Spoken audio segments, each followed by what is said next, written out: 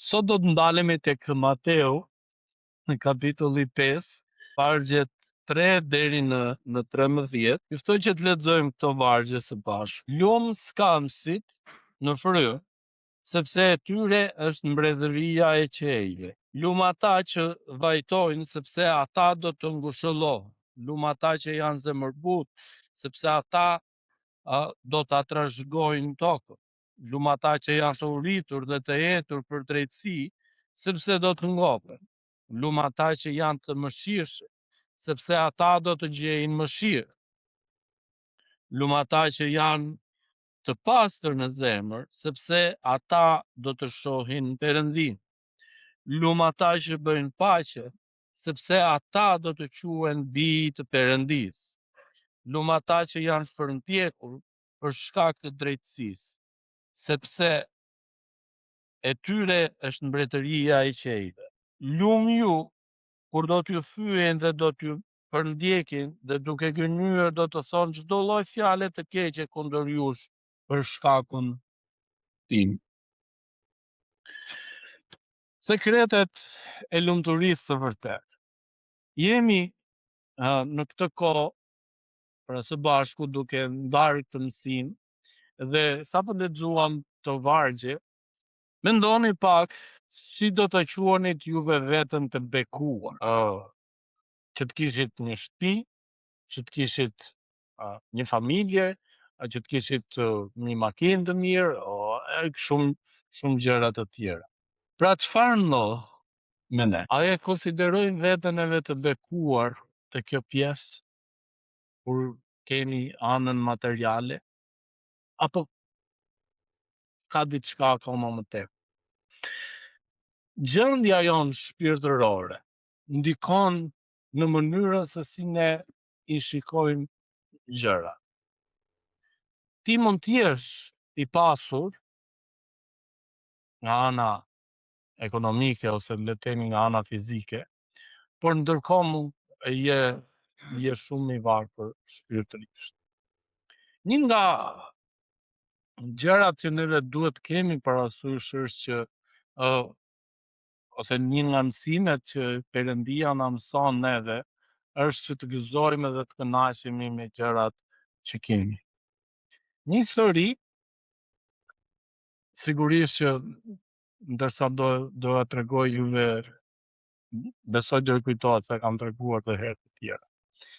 Ishte një fermer që ishte goxha i pasur, por që nuk e dinte se sa i pasur ishte. Ishte shumë, për një kohë të gjatë ishte goxha i fiksuar se mendonte që në mendjen e tij mendonte gjithmonë që njerëzit barin po e vidhnin. Po i hanin qumshtin, po i hanin qingjat, po i hanin delet, merrnin leshin e gjitha këto gjëra që ai kishte në fermën e tij. Një ditë u nis, tha do iki, tha dhe të kontrolloj të gjitha. Madje aq shumë toka ai kishte, sa dhe nuk e dinte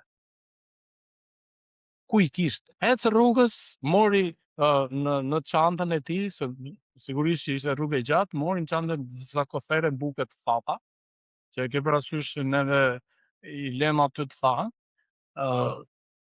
Ne zakonisht i bëjmë kështu të thata që mos na mbyken dhe i çojmë në fshatë që të janë ulas. Ndërkohë, ky mori këto korret e bukës, mori dhe ujë dhe ikte te rrugës. Në një aq shumë po ecë sa u lodh dhe vendosi që të hante diçka, edhe ndërkohë që nxori këto kotheret e bukës që kishte në çantë, i zbut pak me ujë dhe fillon të hajë. Dhe pastaj e zë gjumi. Në gjumë sipër me ëndra që e vysnin gjithkohës, dëgjon një zhurmë atje tek çanta, edhe ngrihet edhe kap një demon të vogël aty. Edhe ka përfytje mbërthënda. Si guxonte që më vjedhësh mua çantën ushqimin tim? Dhe ky demoni thotë të lutem ma kursej atë, thotë se por po ti që ke varfër shumë, thotë, un kam hyrë thotë nëpër çantat e fshatarëve edhe ata që s'kan bukë, po të paktën bukë, qep, djath i ka pas. Po ti çike kotheren varë. Edhe tha, kur jam kotheren, tha, pse më hyta në 19 vjetë? Edhe ndërkohë që tha, të lutem, po ma kursej jetën, po sepse do të çoj tek zotëria im, edhe kur të çoj atje, ti do t'i thuash, nuk do t'i kërkosh asnjë gjë tjetër, vetëm thuaj më jep gjën time. E çon përpara mbretit, zotërisë djallit, pra, edhe i thot, mirë se erdhe, i thot ky, në mbretërinë time, i thot djallit. Tani kërko çfarë të duash dhe unë do ta jap. Edhe si me ekran të madh i tregon do t'jap këtë, do t'jap këtë. Po ky nuk desh asnjë gjë, thot, po desha vetëm gjën time. Edhe sigurisht që nuk djalli nuk bënte dot, nuk kishte fuqi që bënte ndryshe. Dhe i dha, dhe në momentin që i dha gjën e vet, një cip nga syt sikur i ra dhe filloi që të shikonte gjëra të ndryshe. Edhe këtë demoni e vogël e ka për e hodhi në zjarr, tha, ti si guxon thot na sjellësh ta njerëz na, tha, ne tha i duam robër, tha, nuk i duam tha që ti çlirojmë. Ky zotëria pra të shkoj në për shatrat, edhe aty shikoj që kishte, po ecte rrugës të gjithë se kur i pyes, ore ku kujt është kjo toka e zotërisë, i thoshin emrin e këtij. Edhe ky ndaloi dhe u prezantua që ishte i zoti i tokës dhe i dha atyre mundësinë që ata ishin të varfër plotësisht sepse kishin shumë frikë, sepse kishin dëgjuar që ky vetëm ishte shumë i egër dhe të viste. Ndërkohë që i dha mundësinë që ata mund të merrnin qumësh, mund të merrnin mishin, delet e gjitha me këto, sipas përqindjes që ai i caktoi. Morali i historisë është ky pra. Kur Jezusi na thot, lumë ata që janë të varfër shpirtërisht, do të thot që ne kur jemi të varfër shpirtërisht, që çdo pasuri toksore nuk na e kënaq neve shpirtin, nuk na pasuron. Por çfarë bën në momentin që neve jemi të varfër plotësisht shpirtërisht, e kërkojmë vargu 4 na thot, çfarë na thot vargu 4? Lumë ata që vajtojnë, sepse ata do të ngushëllohen. Kur neve jemi varfëruar shpirtërisht, edhe e kërkojmë Zotin me ngulm, me ngashërim, ne kur përballemi me fëmijët e vegjël, fëmijët e vegjël kanë diçka interesante kur kërkojnë diçka. Ata kërkojnë, por nuk ndalen derisa ta marrin. Nuk ndalen derisa ta marrin dhe madje fillojnë edhe qarin me ngashëri, edhe nuk ka asnjë lloj mënyre që ti ndalosh të qarat atyre, kërkesën atyre, vetëm mjafton që ti plotësosh buzëqin. Paktën unë me fëmijët e mi jam përballë merren me këto. Po e dua unë, edhe fillon e qasë kur i ke rrahur ti ose po ndodhen me ose po i dhem diçka në trup. E njëjta gjë Perëndia na thot, lumë ata që vajtojnë, sepse ata do të ngushëllohen. Do të ngushëllohen, si mund të ngushëllohesh ti në shpirt kur je i varfëruar? Sepse po që i varfër ose i varfëruar në shpirt, do të thotë që ti je për qarë halli. Ti je për të vajtuar. Është një lloj thatësire, një lloj pakanajsie, një lloj pa ose boshllëku që vetëm Perëndia mund ta mbushi. Edhe kur ti e kërkon Perëndin me ngashërim, me këtë lloj mënyre, atëherë Perëndia të mbush. Edhe prandaj dhe thot lumë, ose një mënyrë tjetër e të përkthyerit e kësaj fjale, të bekuar janë ata që janë të varfër, që vajtojnë, vargu 4. Ndërkohë vargu 5 thot, çfarë ndodhi në qoftë se 2 vargjet e para ose 2 hapat e para na janë plotësuar, që do të lumë ata ose bekuar janë ata që janë të varfër, dhe bekuar janë ata që do të vajtojnë sepse do të ngushëllohen, çfarë ka ndodhur? Procesi i parë ka ndodhur që ne jemi mbushur me fjalën e Zotit, me frymën e Zotit. Pali na thot te Korintasit që A nuk e dini thot që ju jeni banesa e frymës shenjtë? Tek Efesianët na thot të njëjtën gjë, sepse thot ju jeni ndërtuar thot në themelin e Perëndisë. Dhe guri i qoshes është Jezu Krisht. Ku 5 na fillon me diçka ndryshe, po thot lum ata që janë zëmërbut, sepse ata do të trashëgojnë tokën. Si të jemi ne zëmërbut? Për çfarë duhet të jemi neve zëmërbut?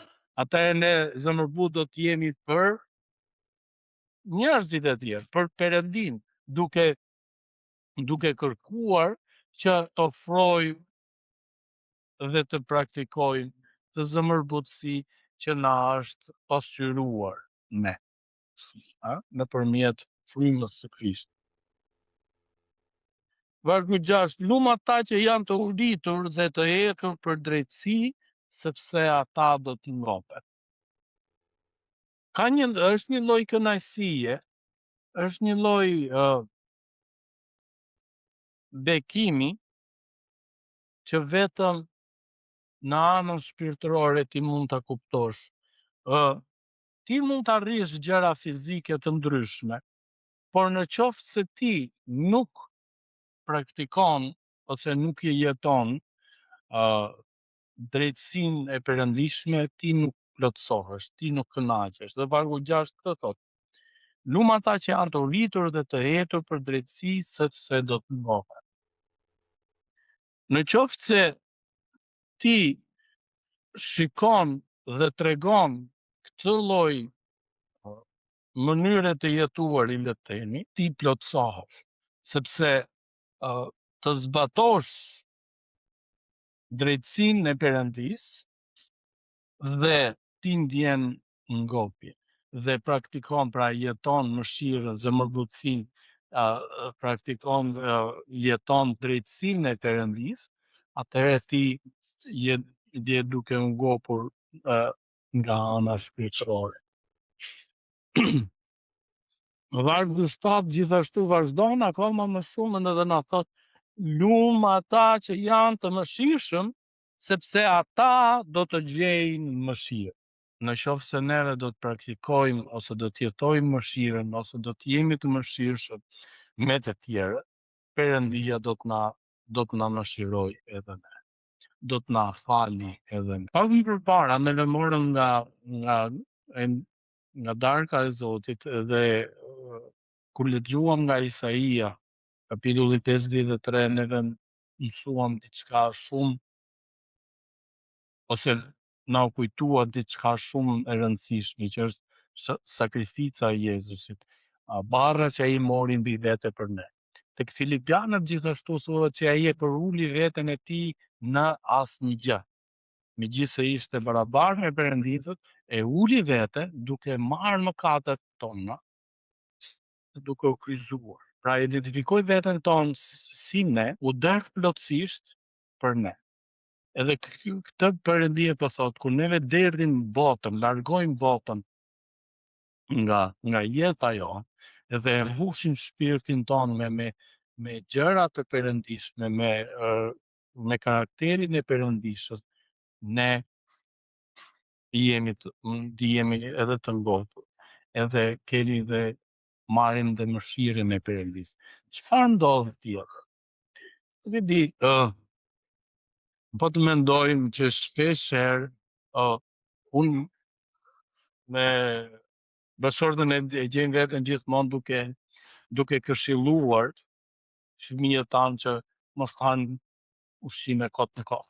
Pra të themi kujdesu për veten, mos e ha këtë ushqim, mos e ha këtë se ky është gabim, mos e ha këtë përpara, pastaj ha këtë. Gjithmonë mundohemi që ta kontrollojmë veten ose ta reduktojmë, edhe ndonjëherë të heqim dorë plotësisht nga ushqimet e shpejta, nga fast foodet, nga ushqimet e thata. Nuk e di si mund t'i cilësosh këto ushqimet pa vlerë, le të themi, vlerë ushqyese. E njëjta gjë është edhe neve duhet ta reduktojmë veten tonë nga ana shpirtërore me gjërat që janë pa vlerë.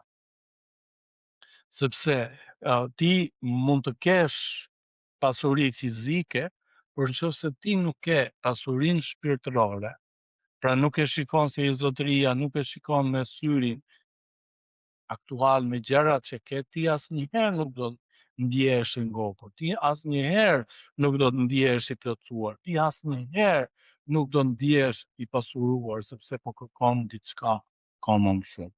Ndaj dhe sekreti i të qenit i bekuar, i të qenit i lumtur, është pikërisht kjo, që të varfërohesh shpirtërisht, paktën kështu unë e kuptoj, të varfërohesh plotësisht shpirtërisht nga gjërat e botës dhe të fokusohesh nga gjërat e perëndishmit.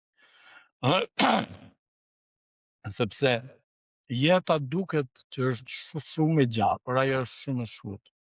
Unë them gjithmonë, jeta është e shkurtër, por është shumë e gjatë për të jetuar.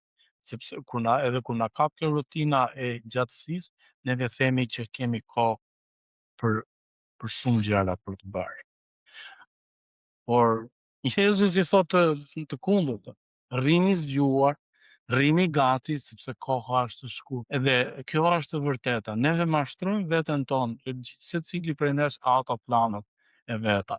Desha të bëj këtë gjë, desha të arrij këtë gjë, do të mbledh para për këtë gjë, e kështu me radhë. Por çfarë bëjnë këto?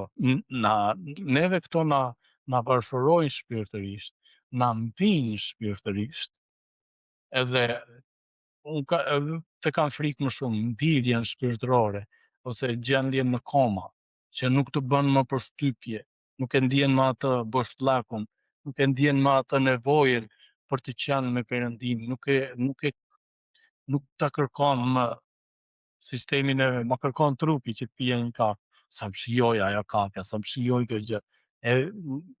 Neve vim me këtë mënyrën e të shpjeguarit që ta kërkonte trupi, e kishte të nevojshme.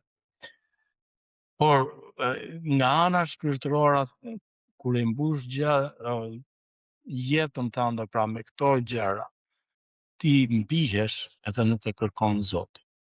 Dhe kjo është gjëja më e frikshme. Sepse është e frikshme sepse do të vim për një ditë përpara Perëndisë, edhe atëherë do të jetë shumë vonë. Perëndia këtë kërkon prej nesh, që neve të pranojmë Krishtin, e kemi pranuar në pavëzim, por gjithashtu ta jetojmë Krishtin. E gjatë procesit që neve jetojmë Krishtin, sigurisht që do të bëjmë gabime. Tek e para Gjonit na thuhet, rrëfeni mëkatet Perëndisë, edhe tregojani mëkatet, gabimet Perëndisë, në mënyrë edhe Perëndia do ju falet, sepse është besnik. Perëndia tashmë e di çfarë gabimesh ti ke bërë, por Perëndia hajde më trego, më thuaj. Po, ta pranosh me gojën tënde, me qenien tënde këtu, po unë e bëra atë gabim.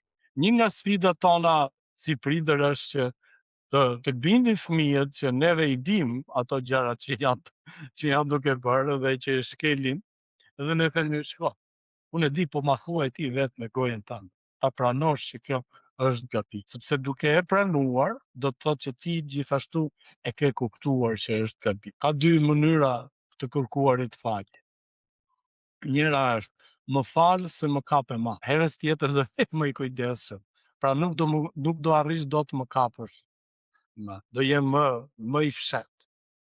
Dhe e dyta është, më falë, e bëra gabim, po bëra këtë lloj gabimi, po unë e kuptova që është gabim dhe nuk do ta bëj më. Perëndia kërkon këtë gjë, kërkon të dytën, nuk kërkon të parë. Se nuk ka nevojë Perëndia të kapi matë, sepse të ka. Edhe kur Perëndia të ka përpara syve gjithë kohës dhe di shumë mirë çfarë je duke bërë, çfarë po i duhet ajo? Por i duhet vetëm pikërisht për këtë gjë, kur neve rrëfehemi, kur neve tregojmë, kur neve themi me gojën tonë, po pranojmë që është gabim, e kemi kuptuar dhe duam që të ndryshojmë. Dhe Perëndia nuk është një Perëndi që kërkon njerëz sklepër. Por sepse imagjinor, Perëndia ka krijuar gjithçka që neve kemi. Ka krijuar tokën, ka krijuar njeriun, ka krijuar televizorin, ka krijuar gjitha këto. Do thoni ju, po këto i ka krijuar njeriu. Perëndia i ka dhënë zgjuarsinë, mençurinë njeriu që t'i bëjë këto gjëra. Por ajo çfarë është më e rëndësishme është që njeriu ku i gjen gjitha këto materiale për të krijuar këto gjëra? Në tokë. Dhe duke vepruar është ajo një thënie një që u rebelua kundra Perëndisë dhe tha, shiko tha, unë do ta bëj njeriu vetë nga e para, do e krijoj vetë. Mirë tha Zoti, vazhdo bëj. Edhe ai mori dheun, ç'a po bën? Ja tha, do ta krijoj. Po ky është dheu im. Gjeje vetë dheun edhe ta. Pra Perëndia ka krijuar gjithçka, çdo gjë tonë, edhe një Perëndi kaq i fuqishëm, kaq i gjithditur, na ka dhënë neve zgjedhjen që të zgjedhim. Të zgjedhim të shkojmë me Perëndin ose të zgjedhim që të largohemi nga Perëndia një herë për gjithë. Çfarë do të bëjmë ne? Vargu 8. Lum ata që janë të pastër në zemër, sepse ata do ta shohin Perëndin. Lum ata që janë të pastër në zemër, sepse ata do ta shohin Perëndin. Çfarë do të bëjmë ne? A do të jemi ne, do të vazhdojmë neve të jemi të pastër, a do t'ia tregojmë Perëndis çfarë na barros, çfarë na mundon ne, edhe vazhdojmë të jetojmë. Vargu 9. Lum ata që bëjnë paqen, sepse ata do të quhen bij të Perëndis. Lum ata që janë të përndjekur për shkak të drejtësisë, sepse tyre është mbretëria e qiejve. Pra gjithë ata që bëjnë paqen, gjithë ata që i kërkojnë Perëndis, gjithë ata që praktikojnë ose jetojnë jetë ndryshe, atëherë çfarë është duke ndodhur? Është duke ndodhur që Perëndia po na jep mundësinë që të jemi në prezencën e tij. Dhe çfarë bën kjo për ne gjithashtu? Neve jemi gjithmonë me Zotin. Lum ju kur do t'ju fyen dhe do t'ju përndjekin dhe duke gënyer do të thonë çdo lloj fjale të keqe kundër jush për shkakun tim. Kjo është akoma më e vështirë, sepse shumë njerëz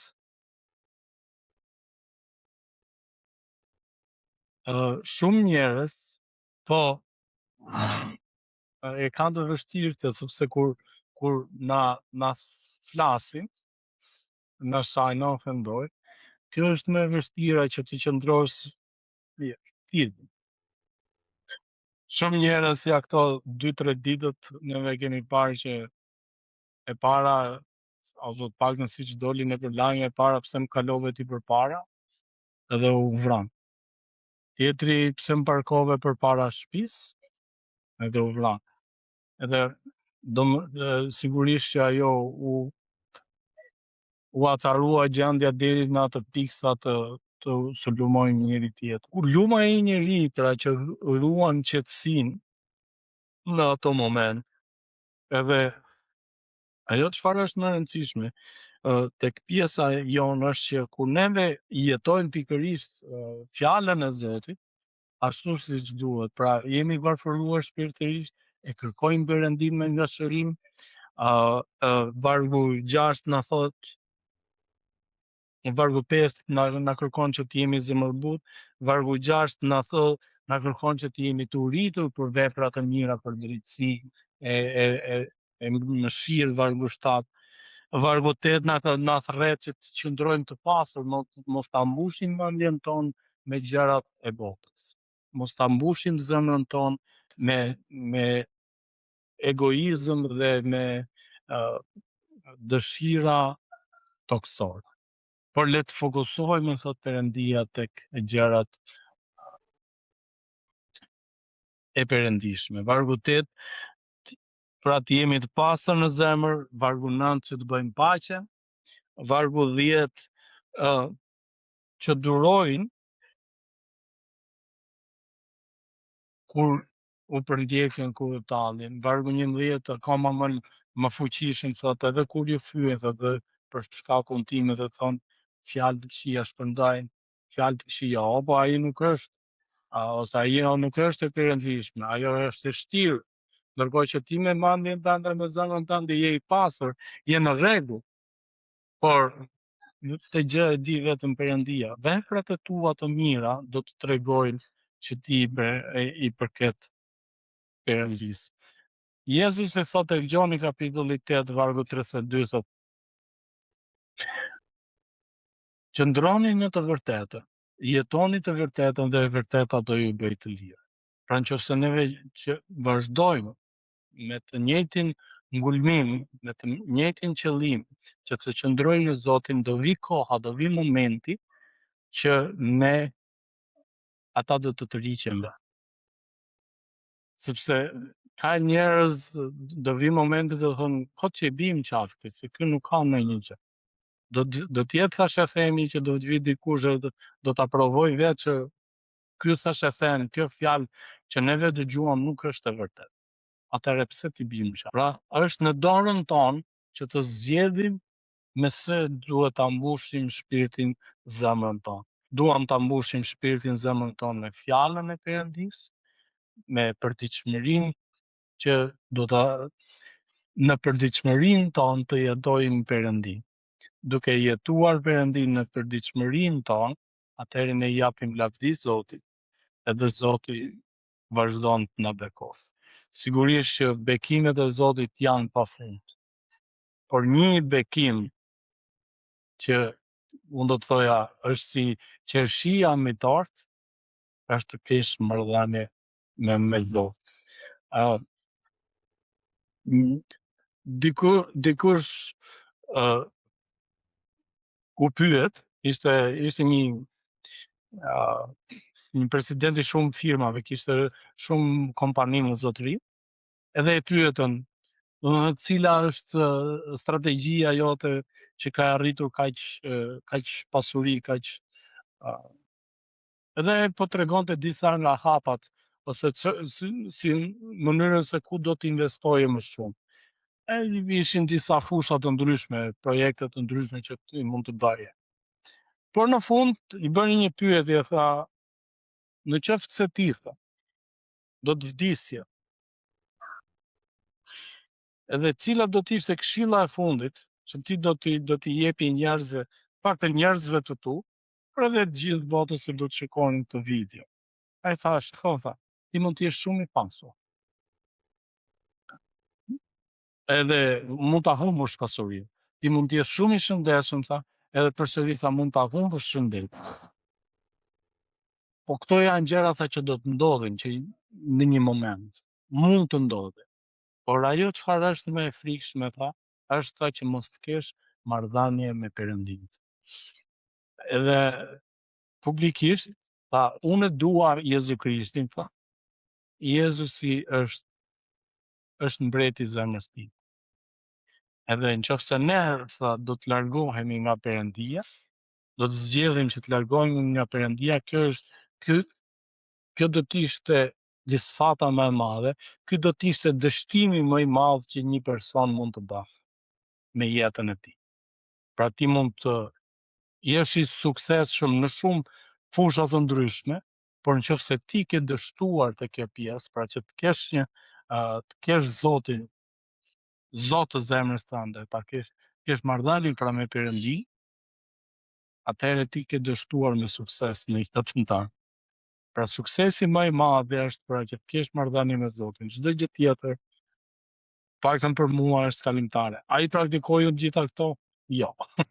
Kam dhe unë ato mangësitë e mia, ti jemi sinqertë, por ju inkurajoj juve që më inkurajoni mua e të gjithë secilin, pra ta inkurajojmë njëri tjetrin që të jemi me Perëndin dhe për Perëndin. Paqja dhe hiri i Perëndisë qoftë mbi gjithë secilin prej nesh. Zoti ju bekoft dhe Zoti ju dhon fuqi që të vazhdojmë të ndjekim Perëndin.